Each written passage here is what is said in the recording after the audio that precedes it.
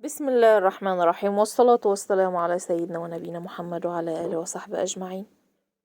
كل سنة وانتم طيبين جميعا. بما ان احنا في رمضان، رمضان هو الزبادي. ممكن تعمليها مشروع من البيت كده. زبادي، تكلفة بسيطة جدا. الأول معاكم سالي محمد من قناة أهل جنتي. اللي أول مرة يشوف القناة بتاعتي يضغط على اشتراك، ولو عجبه الفيديو يضغط على لايك. اول حاجه كده هنجيب رتل لبن. انا جربت برتل عشان ايه، لو انتي عاوزه تزودي زودي. رتل لبن هيكون مغلي. انا بحبه يبقى مغلي.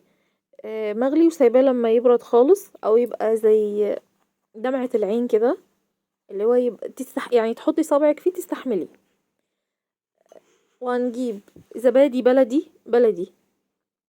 هنحطها كوباية عادية، اي كوباية حتى لو صغيرة. هنحطها فيها ونقلب كويس جدا جدا جدا، بس ما فيهاش اي افتكاسات. وهنقلب هنقلب هنفضل. هو الاساس الزبادي تقليبة الزبادي مع اللبن.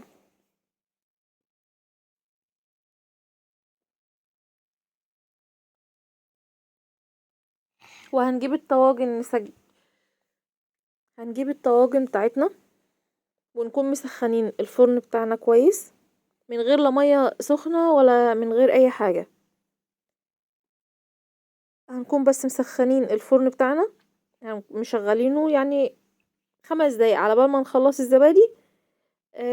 هنشغله ونقوم طافينه. اول ما ندخل الطواجن بتاعتنا في الفرن هنقوم طافينه.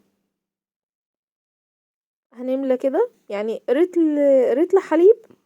رتل ب20 جنيه. زبادياية قول ب4 جنيه 5 جنيه. عملت كام؟ 9 طواجن. الطواجن دي رخيصة جدا. شوفي انتي بقى لو انتي بعتيها هتبقى بكام، وبتشترى. شوفي انتي الطاجن بتشترى من عند اللبان بكام. ممكن تبقى مشروع بسيط جدا، وانتي لو عملتيها في البيت هتبقى اوفر من ان انتي تشتريها، وعلى الاقل هتبقى مضمونة. كل سنة وانتم طيبين، وربنا يتقبل يا رب منا ومنكم الصالح من الاعمال، اللهم امين يا رب العالمين.